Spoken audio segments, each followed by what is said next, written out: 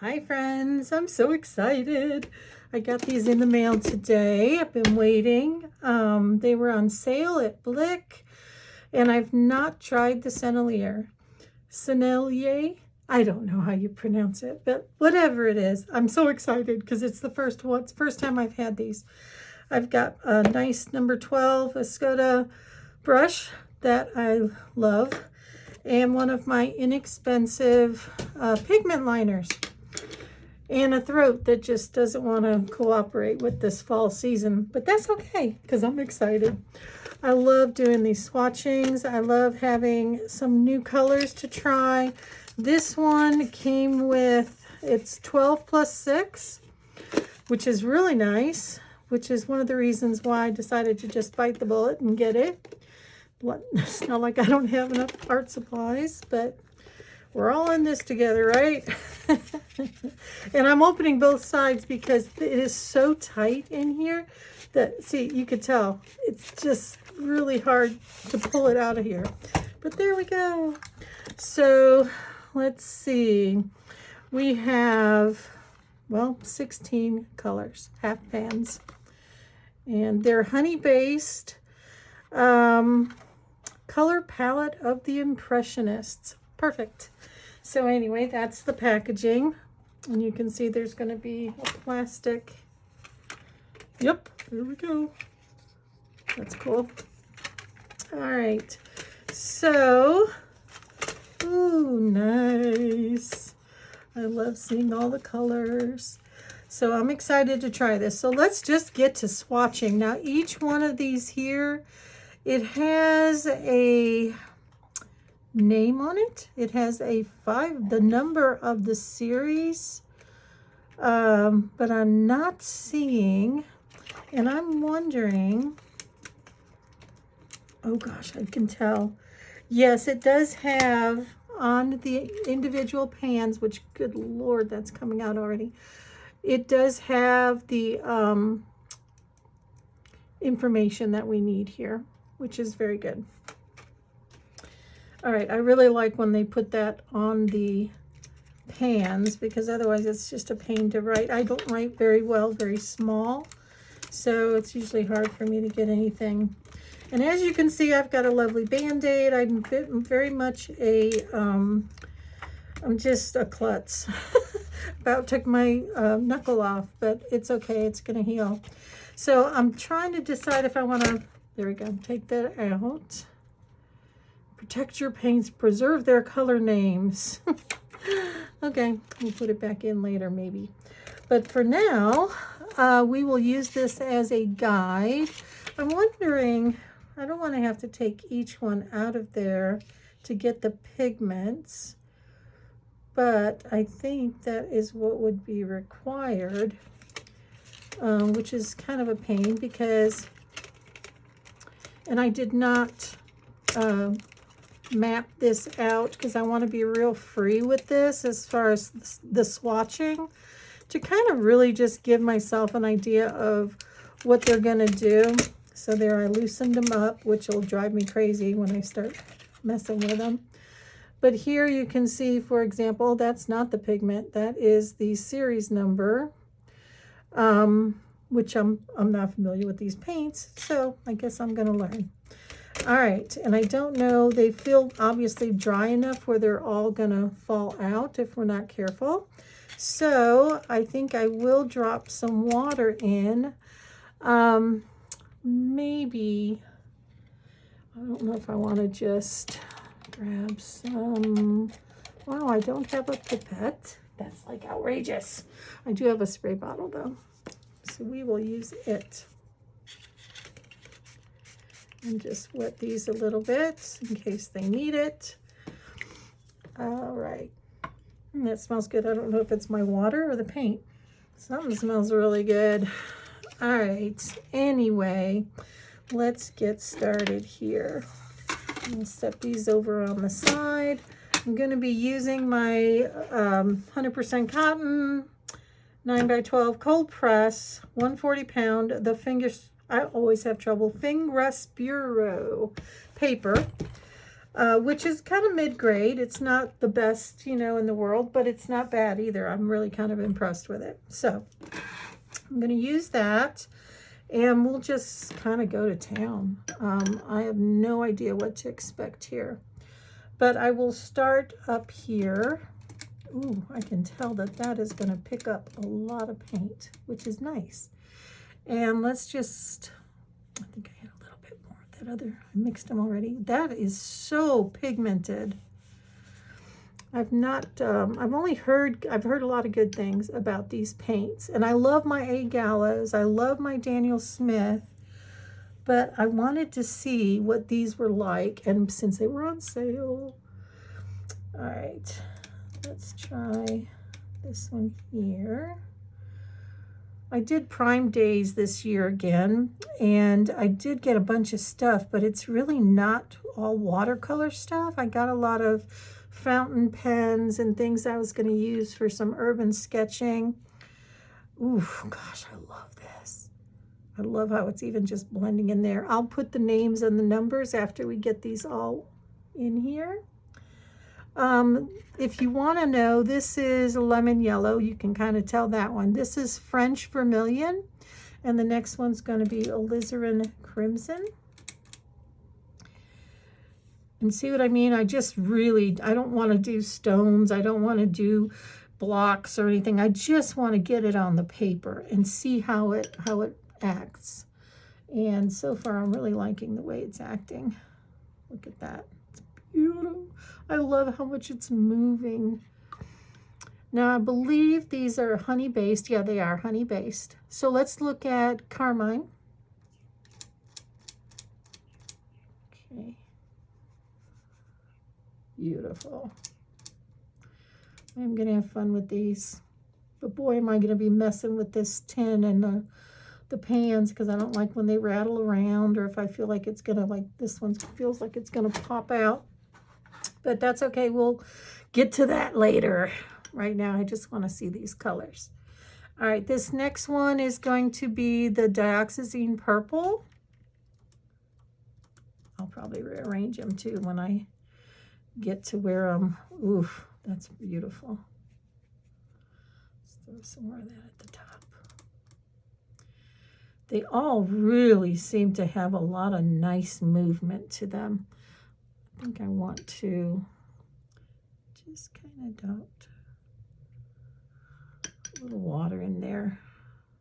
You can already see how it's just the pretty blooms, if I want the blooms. Really pretty.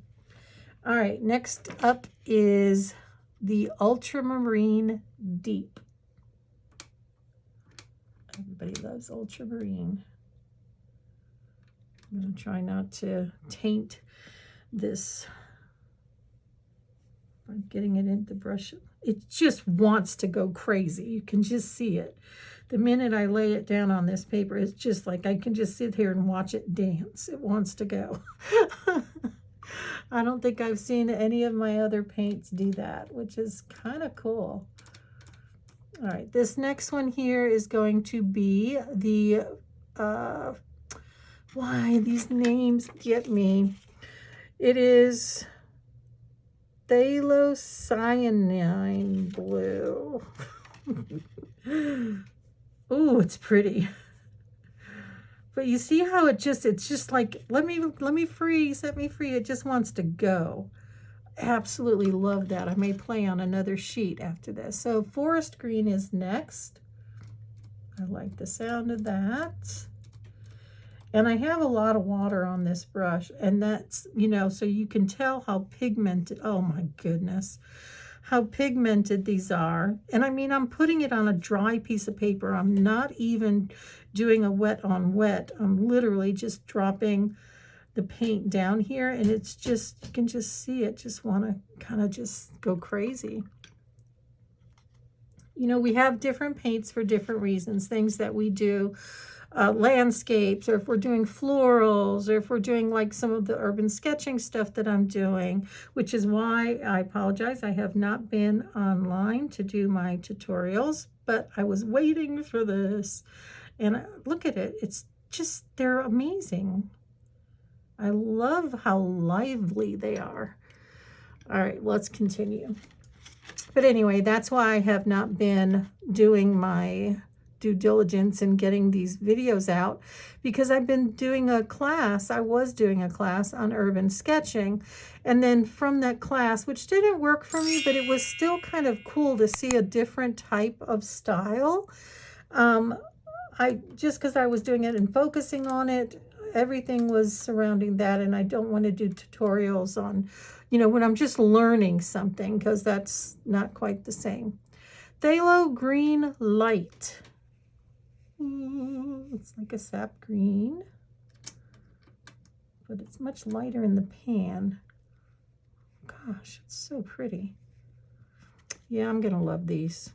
I'm just gonna get inspired all over again. All right, this is our burnt sienna, which I gotta clean that off. I did not get the green off of there. And look, they really need to be, I've got that double-sided tape. But boy, a lot of paint came off just trying to get this one. I just had green. I don't want to spoil these colors by having them mixed before I get them on the page. All right. And that was not near enough. So let's go back into that one. Now that's paler than I would think for a burnt sienna. Still pretty, and probably just because of the way that I wiped it off. And I really like a burnt sienna. You can tell I just ordered a little one from Daniel Smith because I was out in the half pans that I use. I didn't have enough to fill another half pan, so I had to get some. All right, now this next one is going to be, and I will write this on here, this is the Payne's Gray. I love Payne's Gray. I can tell that this one, it looks to be very blue, like a very blue Payne's. Oh gosh, it's pretty. Yeah, I think the first ones, since I had sprayed them, but look at the density of that. It's just gorgeous. And look at these blooms where I just put the tiniest bit and it just moves. And that's what I'm talking about with these paints. Unlike some of the other ones that I've tested, these seem to have the most desire to dance on the page. That's the best way I can explain it. It's just, I'll show you, I'm gonna drop some here. And just watch. I mean, they're just, it's like, oh yay, let's play. I love that. Makes me so happy.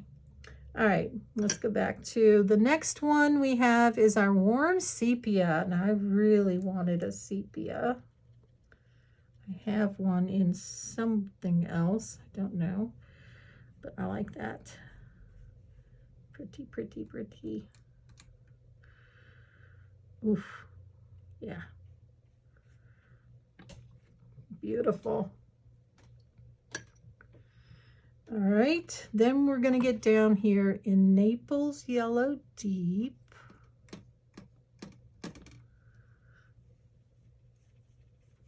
Gorgeous. Pretty much what you would expect. And then Bright Red. That's what it's called, Bright Red. When I hear bright red, it reminds me, De La Roni makes, no, sorry, Paul Rubens. It's in the, gosh, it's the student grade from Paul Rubens that has a China red that I absolutely adore. This is pretty. Oh, I dipped it in the wrong one. Let's go back. I mean, what's on there is what I intended, but then when I went back, I went to the wrong one. Okay, this next one is Venetian red, and it does look like an Indian red or something. Ooh, I like that. Yep, that's exactly what it looks like. I have an Indian red from Daniel Smith. Very nice. And then we have our, what is that? A cerulean, it looks like, but it's called Cinereous Blue. I guess it's not a cerulean, but it's Cimarron. Gosh, these names. Oh, look how pretty. I think I've missed doing this because, you know, working with, like I said, the urban sketching and trying different things and working with angles and stuff instead of my normal free, you know, flowers or landscapes or things that, you know, just kind of have more freedom about them. I miss playing with the paint is really what's happening. Raw umber is this here. Oh, not enough. I let my brush go dry. This one holds quite a bit of water. I'm glad this is next to the warm sepia because you can really tell the difference here. Oh, nice. All right. And then last but not least, ivory black. Let me really rinse this. Okay, this one here. I needed a lot of these colors to supplement one of the palettes I put together because it's missing. I stopped using it because it didn't have enough of the colors that I wanted. So I had stopped using it, and I knew if I got something to supplement. But at the same time, I don't know, what do you guys think? Put in the comments.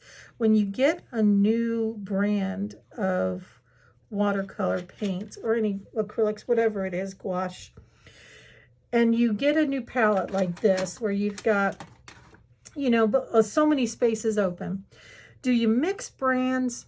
It's like, okay, let me give you an example. These A Gallos. I love these A Gallos, right? But I can't afford to keep buying them because they're so expensive. But the A Gallos, it's like, I know these. I know what to expect from them. So even though I kind of want to pull some of these out and put them in here, but then I've got the Sennelier, gosh, I hope that I'm pronounced. I've always thought of it that way, mixed in with the A Gallos. And to me, it almost seems sacrilegious. I don't know why. I did it with my Daniel Smith and what was the one I bought last time? Someone remind me. I buy so many. Gosh, it's not, you would know it if I said it. I just cannot remember for some reason right now. But anyway, those two very, very popular brands, I mixed them in a tin, and I don't normally do that.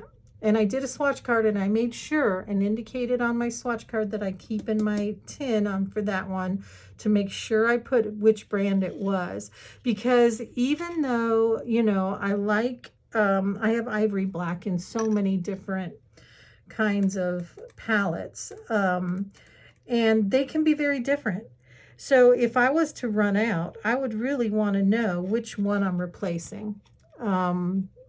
If, you know, if it was one that I really loved, am I replacing that, or am I replacing one that, you know, was okay? So that's why I'm kind of hesitant. So I could probably just go out and get some more half pans and fill it up with this brand of colors, or, you know, mix them. So kind of, then you've got, this has a lot of room for a lot more. Let's put some names down here. Anyway, that's my musings. That's what I think about, stuff like that, silly stuff.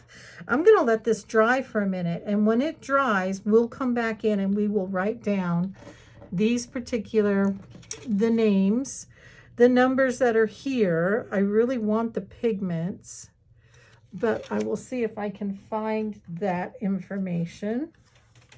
If you, I may just end up having to go on the site because I'm sure they have documented the pigments. I may even have it in one of my notebooks.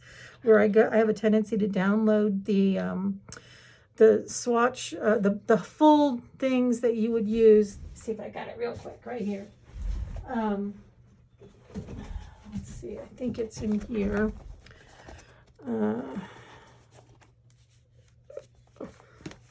Okay. Typically, am I upside down? It could be. There's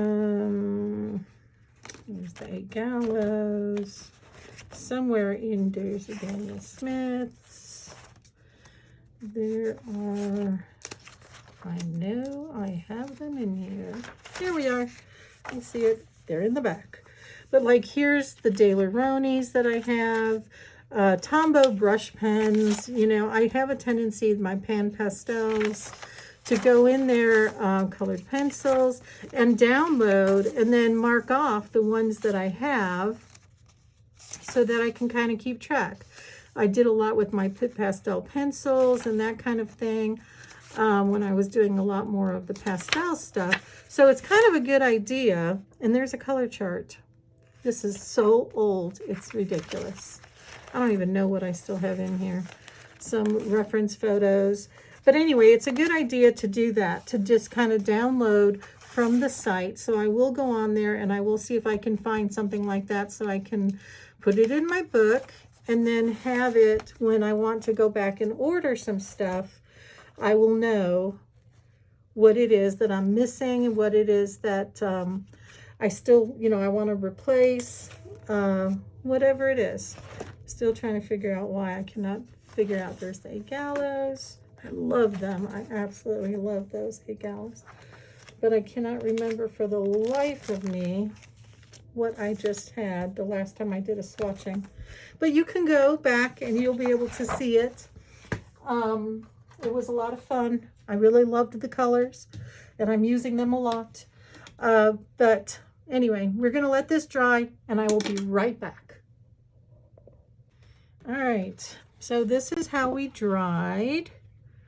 You can see each of those, kind of tell what they were doing. The forest green in the middle, I really like that one in particular. And, you know, I'm going to try these on my good paper, on my lesser paper, and see how they do. But you can see what I meant about just dropping. Look how it just moves. It's so much. I just really love that. So let's get these colors marked on here. And if I do find the, if I do go online and get the rest of that information, I'll put that somewhere where I could see it better. That's fine. Then I will include that in the comments or something for you. But meanwhile, we will use what they're using for their labeling. So for example, oh, something feels still wet here. So for example, on this lemon yellow, this is 501. And it is from, I'm guessing that's series 1. And it is lemon yellow.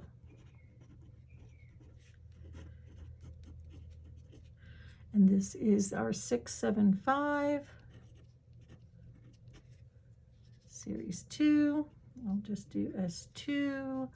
French Vermilion.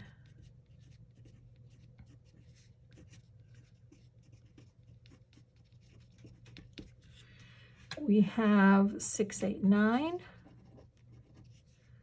which is the alizarin, series 1.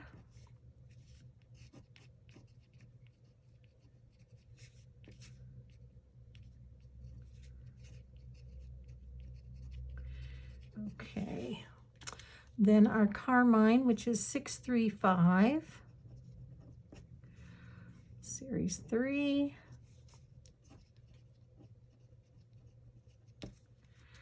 Then we go to the deep purple, not, I'm not going to write that out, which is number 917.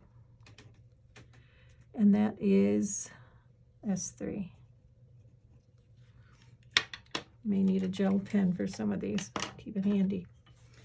All right, this blue is the Ultramarine Deep.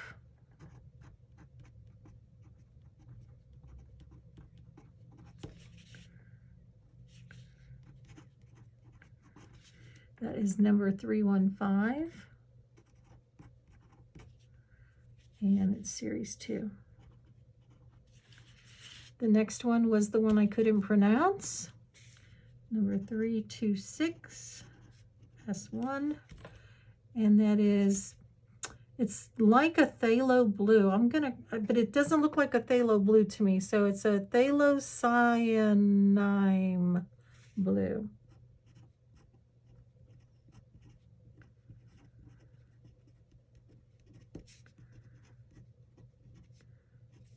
Okay, no granulation, which it's good to know. A lot of my paints are granulated.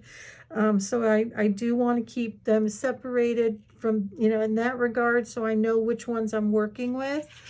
So that's good. $8.99. S1. Forest green.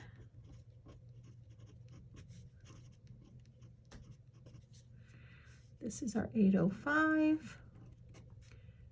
S1. This is the phthalo green light.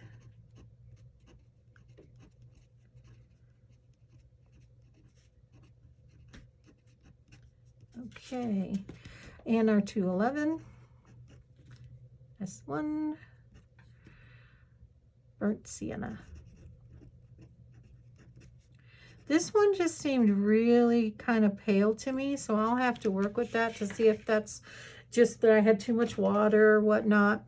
But that seems lighter than usual. I like the Daniel Smith burnt sienna, and I like the, oh, by the way, it was, darn it, I had the name in my head, where I got Schminke. It was the Schminkes that I got the last time, all of those really super granulated. And those were the ones that I absolutely loved. This is the Payne's Gray. Let's see if our gel pen's gonna work. It is number 703, S1, Payne's Gray.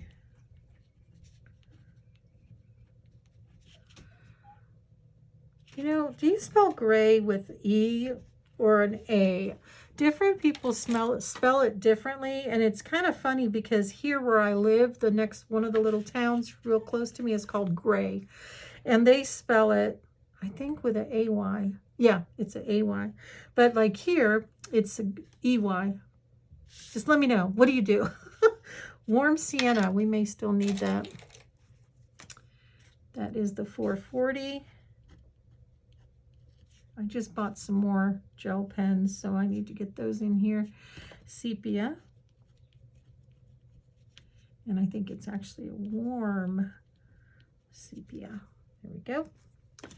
This one is the Naples Yellow.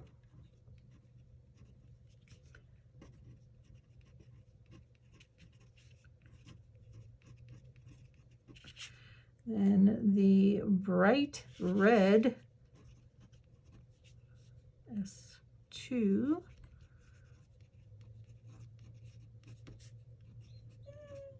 Oh, my poor little doggy. I don't know if you could hear him.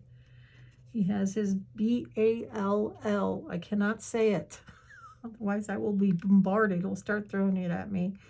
But he's got it very close to where he's sitting, and he's whimpering because he wants me to throw it outside because I'm near the door. Poor guy. Venetian Red. Okay, this blue was that, I don't know if you can see that. Oh, it's Cineris. I don't know. It's spelled this way on there. Cineris blue. And it's 344. And it is series 1.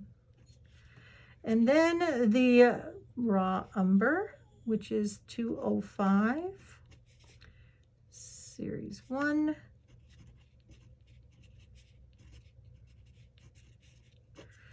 And lastly, we definitely need our gel pen for this one, 755, series 1. And it is ivory black.